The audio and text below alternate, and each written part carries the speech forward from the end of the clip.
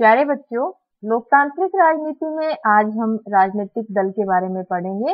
राजनीतिक दल का अर्थ क्या है? बच्चों, दल लोगों का एक समूह। राजनीतिक दल लोगों का एक ऐसा संगठित समूह जो चुनाव लड़ने व सरकार में राजनीतिक सत्ता हासिल करने के उद्देश्य से काम करता है। बच्चों, राजनीतिक दल चुनाव लड़ते हैं, सरकार बनाते हैं जो बहुमत साबित कर दे अपना, और सरकार बनाने के बाद शासन भी चलाते हैं। तो राजनीतिक सत्ता हासिल करना मुख्य उद्देश्य होता है राजनीतिक दलों का। राजनीतिक दल के प्रमुख हिस्से 3 हैं बच्चों। सबसे पहले नेता। किसी भी राजनीतिक दल का एक प्रमुख नेता होता है। मान लीजिए भारतीय जनता पार्टी की अगर हम बात करें तो नरेंद्र मोदी जी प्रमुख नेता हैं बच्चों इस पार्टी के। तो हर राजनीतिक दल के प्रमुख नेता होते हैं। सक्रिय सदस्य यानी वे सदस्य जो राजनीतिक दल से, किसी संबंधित राजनीतिक दल से नेता व दलों की नीतियों को जनता तक पहुंचाने व जनमत हासिल करने का प्रयास करते हैं। बच्चों, अगर हम भारतीय जनता पार्टी का उदाहरण ले रहे हैं तो इसमें सक्रिय सदस्य क्या होंगे? अमित शाह हैं, स्मृति ईरानी हैं इत्यादि। अनुयायी या समर्थक, ये वे लोग हैं जो किसी भी राजनीतिक दल से जुड़े होते हैं, उनका समर्थन करते हैं, उनकी विचारधारा से प्रभावित हैं और चुनाव के समय ये अपने संबंधित राजनीतिक दल को ही वोट देते हैं। तो नेता, सक्रिय सदस्य और अनुयायी राजनीतिक दल के प्रमुख हिस्से हैं बच्चों। राजनीतिक दलों की विशेषताएं। बच्चों, प्रत्येक राजनीतिक दल समाज के किसी एक विशेष समुदाय या वर्ग विशेष से जुड़ा होता है। कैसे? आइए उदाहरण से समझते हैं। बच्चों, मान लीजिए कांग्रेस पार्टी की अगर हम बात करें तो इस पार्टी का जो मुख्य झुकाव है धर्मनिरपेक्षता, कमजोर वर्गों और अल्पसंख्यक समुदायों के हितों को ध्यान में रखना है। दूसरा जो महत्वपूर्ण दल है भारतीय जनता पार्टी, इसका मुख्य उद्देश्य है बच्चों सांस्कृतिक राष्ट्रवाद या हिंदुत्व। प्राचीन संस्कृति और मूल्यों से प्रेरणा लेकर आधुनिक भारत बनाना भारतीय जनता पार्टी का प्रमुख लक्ष्य है। तो हमने 2 पार्टियों के उदाहरण देखे। दोनों ही पार्टियों के अपने अपने झुकाव हैं बच्चों। किस समुदाय या किस वर्ग विशेष की ये बात कर रहे हैं अभी हमने देखा। इससे समाज के जो बुनियादी राजनीतिक विभाजन है वो भी दिखता है। हर दल की पहचान, राजनीतिक दल की जो पहचान है वह उसकी नीतियों और सामाजिक आधार से तय होती है। अभी हमने 2 राजनीतिक पार्टियों के बारे में पढ़ा जिसमें उनकी नीतियां जो लोगों के सामने वे रखते हैं ताकि उन्हें जनाधार मिले और वह पार्टी किस सामाजिक आधार से जुड़ी हुई है यह महत्वपूर्ण बात होती है और इसी से ही किसी भी दल की पहचान होती है। तीसरा है बच्चों, कोई भी दल हो, किसी भी वर्ग विशेष की तरफ उनका झुकाव हो, लेकिन उन्हें लोगों के सामूहिक हितों को ध्यान में रखना होगा और उसी को ध्यान में रखकर अपनी नीतियां और कार्यक्रम बनानी पड़ती हैं। क्योंकि राजनीतिक दलों को यह दर्शाना पड़ता है लोगों के सामने कि उनकी नीतियां अन्य राजनीतिक दलों से बेहतर हैं। कैसे बेहतर हैं? वे अपने चुनावी घोषणा पत्रों में इनकी जानकारी देते हैं। दूसरा बच्चों, जब राजनीतिक दल चुनाव जीत जाता है तो उन नीतियों को लागू करने का प्रयास करता है जो नीतियां और जो वादे उस पार्टी ने चुनावों से पहले लोगों से किए थे। अगर ऐसा पार्टी नहीं कर पाती है, चुनाव जीत की, सरकार बना ली, लेकिन लोगों के वादों को पूरा करने में असमर्थ रहती है, तो बच्चों अगले आम चुनावों में जनता शायद उन्हें हरा भी दे। तो ये दोनों चीजें याद रखनी है आपको कि प्रत्येक राजनीतिक दल अपनी नीतियां दूसरों से बेहतर बताती है। दूसरों का मतलब दूसरे राजनीतिक दलों से।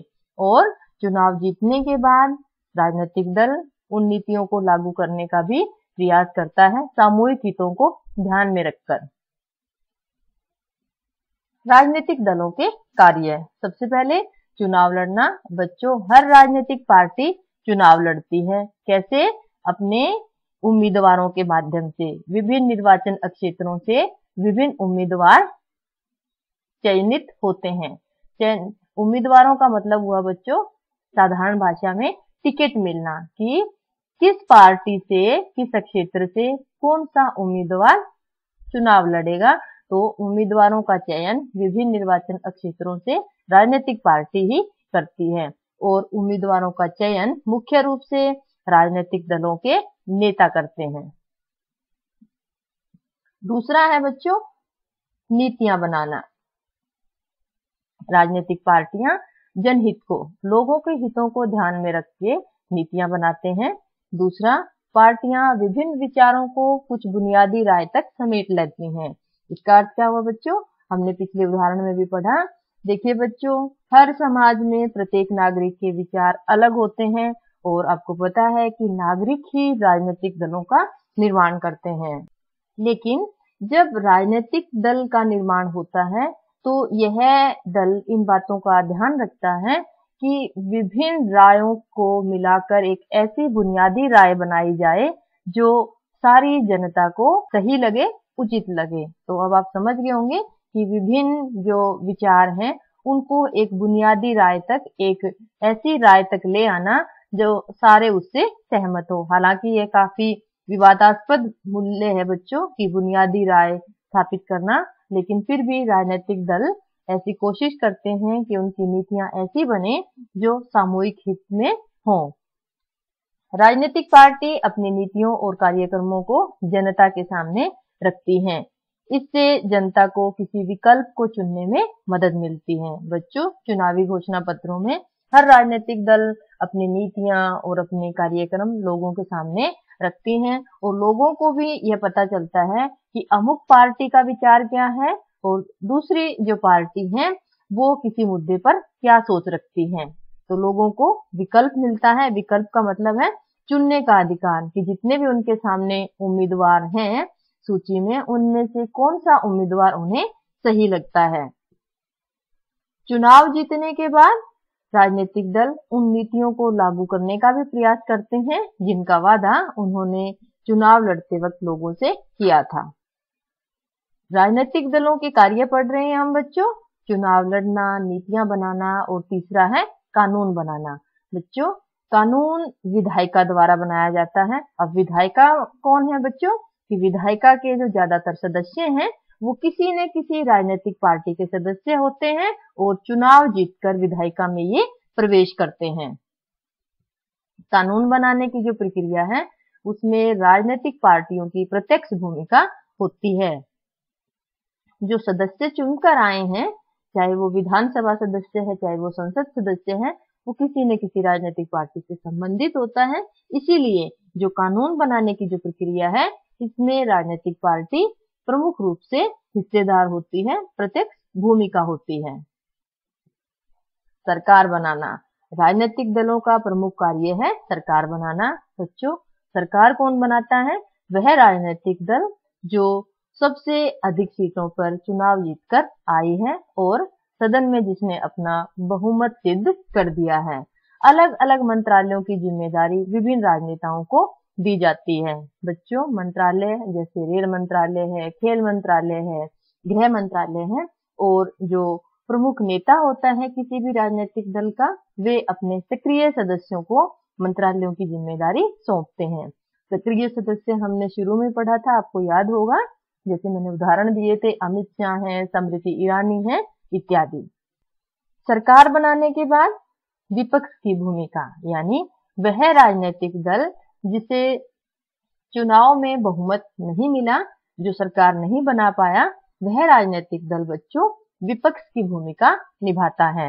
अब विपक्षी दल का काम क्या है, सरकार पर नजर रखना, सरकार की गलत नीतियों या सरकार जहां असफल होती है उसकी आलोचना करती है। अपनी राय भी रखते हैं विपक्षी राजनीतिक दल और सरकार के खिलाफ आम जनता को भी गोलबंद करना। गोलबंद करने का अर्थ है बच्चों कि लोगों को सरकार की नीतियों के बारे में जानकारी देना और उनकी असफलताओं की, गलत नीतियों की आलोचना करते हुए लोगों को अपने पक्ष में करने की कोशिश करना। तो सरकार बनाना और विपक्ष की भूमिका में हमने राजनीतिक दलों की भूमिका देखी। जनमत का निर्माण, जनमत का अर्थ क्या हुआ बच्चों, लोगों की राय अपने पक्ष में करना। कई बार कई राजनीतिक दल लोगों की समस्याओं को लेकर आंदोलन भी करते हैं, लोगों से संबंधित विभिन्न मुद्दों को उठाते भी हैं और उन पर बहस भी करते हैं। पार्टी के कार्यकर्ता, किसी भी राजनीतिक दल के कार्यकर्ता बच्चों पूरे देश में फैलकर जनता के सामने अपने राजनीतिक दलों के जो मुद्दे हैं उनको रखते हैं और जनमत को प्रभावित करने का प्रयास करते हैं और अपनी नीतियों को अन्य राजनीतिक दलों से बेहतर बताते हुए जनता को अपने पक्ष में करने का प्रयास करते हैं। सरकारी मशीनरी तक लोगों की पहुंच बनाना। बच्चों, मशीनरी होता है इंस्टीट्यूशन। मान लीजिए सुकन्या समृद्धि योजना है, सरकार की एक महत्वपूर्ण योजना है बेटियों के लिए, और यह योजना जो सरकार ने बनाई है, यह लोगों को इसके बारे में जानकारी भी हो और लोग इससे फायदा भी उठा सकें। इसका पूरा जो प्रयास रहता है राजनीतिक दलों का, सरकार जिसकी है उस राजनीतिक दल का, कि उनके द्वारा जो योजनाएं जारी की गई हैं वो लोगों तक पहुंचे और लोग उसका फायदा भी उठाएं। राजनीतिक दल लोगों तक जन कल्याण की जो योजनाएं हैं उन्हें पहुंचाते हैं। राजनीतिक दलों के कार्य पढ़े हमने। राजनीतिक दल की जरूरत क्यों है? बच्चों, राजनीतिक दलों की जरूरत क्यों है? अगर राजनीतिक दल ना होते या राजनीतिक दल हम पढ़ रहे हैं राजनीतिक दल हैं, दोनों ही परिस्थितियों में अंतर क्या है? सबसे पहले, अगर राजनीतिक दल ना होते तो जितने भी उम्मीदवार हैं, उम्मीदवार हमने पढ़ा बच्चों अभी कि जिन्हें पार्टी की ओर से टिकट मिलती है, तो अब जो है पार्टी कोई राजनीतिक दल है नहीं, तो उम्मीदवार क्या होंगे? या तो स्वतंत्र होंगे या किसी भी दल से संबंधित नहीं होंगे। फिर क्या होगा? लोग जो हैं, जो भी उम्मीदवार हैं, वो चुनावी वादे नहीं कर पाएंगे कि चुनाव के बाद में हम जो है किस प्रकार की योजनाएं लागू करने वाले हैं, क्या नीतियां हैं, क्या कार्यक्रम हैं। नीतिगत फैसले लेने में असमर्थ रहेंगे ऐसे उम्मीदवार, और अगर सरकार बन भी जाती है तो इससे अस्थिरता बनी रहेगी, यानी ऐसी सरकार स्थिर नहीं रहेगी। निर्वाचित प्रतिनिधि सिर्फ अपने ही निर्वाचन क्षेत्र के बारे में सोचेंगे, उसी के बारे में काम करेंगे। यहाँ जो हम बात कर रहे थे कि सामूहिक हित को ध्यान में रखना होता है, पूरे समुदाय का, वर्ग का ध्यान रखना होता है, तो ऐसी स्थिति में जब राजनीतिक दल नहीं है तो निर्वाचित प्रतिनिधि जो किसी एक खास निर्वाचन क्षेत्र से आए हैं ऐसा नहीं कर पाएंगे कि पूरे वर्ग समूह या पूरे समाज के बारे में वो सोच सकें या नीतियां बना सकें। फिर देश के लिए कोई भी राजनीतिक जो व्यक्ति चुनाव जीत के आया है, अलग अलग क्षेत्रों के लिए, अपने अपने क्षेत्रों के लिए ही वो प्रतिबद्ध रहेंगे। देश के प्रति कोई जिम्मेदारी नहीं होगी, कोई उत्तरदायित्व तो उनका नहीं रहेगा, जिसकी वजह से एक मत फैसले, यानी एक ऐसा फैसला जो सभी पे लागू हो और सभी को स्वीकार हो, ऐसे फैसले लेने में दिक्कत आएगी। हमने पढ़ा कि अगर राजनीतिक दल नहीं है तो स्थिति कैसी रहेगी। दूसरा बच्चों, अगर राजनीतिक दल हैं तो पढ़ते हैं कि किसी भी देश या समाज में किस तरह का बदलाव आता है। सबसे पहले बच्चों, प्रतिनिधित्व, जो बात कर रहे थे ना कि लोगों द्वारा चुने हुए प्रतिनिधि जब विधानसभा या संसद में बैठते हैं तो वे समाज के प्रत्येक क्षेत्र से आएंगे। जो राजनीतिक विभाजन की हम बात कर रहे हैं उसमें कमी आएगी। दूसरा, जिम्मेदार सरकार का गठन होगा। राजनीतिक दलों द्वारा जो चुने हुए प्रतिनिधि हैं वे सरकार के प्रति जिम्मेदार रहेंगे और सरकार बच्चों लोगों के प्रति उत्तरदायी रहेगी। दल के सदस्य सरकार का समर्थन या उस पर अंकुश लगाएंगे। बच्चों, हमने अभी पढ़ा कि वह दल जो बहुमत सिद्ध कर पाता है चुनावों के बाद, वह सरकार बनाता है, शासन चलाता है। तो दल के सदस्य, राजनीतिक दल के सदस्य या तो सरकार बनाएंगे, और यदि सरकार नहीं बना पाते हैं तो विपक्ष में बैठेंगे और सरकार की नीतियों की आलोचना करेंगे, गलत फैसलों पर लोगों को लामबंद करने की कोशिश भी करेंगे। राजनीतिक दल के सदस्य नीतियां बनाएंगे और नीतियों का समर्थन व विरोध भी होगा। समर्थन कौन करेंगे? जो राजनीतिक दल चुनाव लड़के शासन चला रहे हैं, सत्ता में हैं, और जो विपक्ष में है वो विरोध करेंगे। तो हमने पढ़ा कि अगर राजनीतिक दल हैं तो समाज का जो परिदृश्य है वह कैसा रहेगा, राजनीतिक समाज कैसा होगा, और अगर दल नहीं है तो कैसा होगा। बच्चों, आज हमने राजनीतिक दलों की विशेषताएं पढ़ी, राजनीतिक दलों के कार्य और राजनीतिक दलों की जरूरत क्यों है। आशा है आपको ये टॉपिक अच्छे से समझ आ गए होंगे। अगले वीडियो में हम विभिन्न राजनीतिक दलों के बारे में पढ़ेंगे कि देश में प्रमुख राजनीतिक दल कौन कौन से हैं। आशा है आपको ये वीडियो अच्छे से समझ आ गया होगा। धन्यवाद।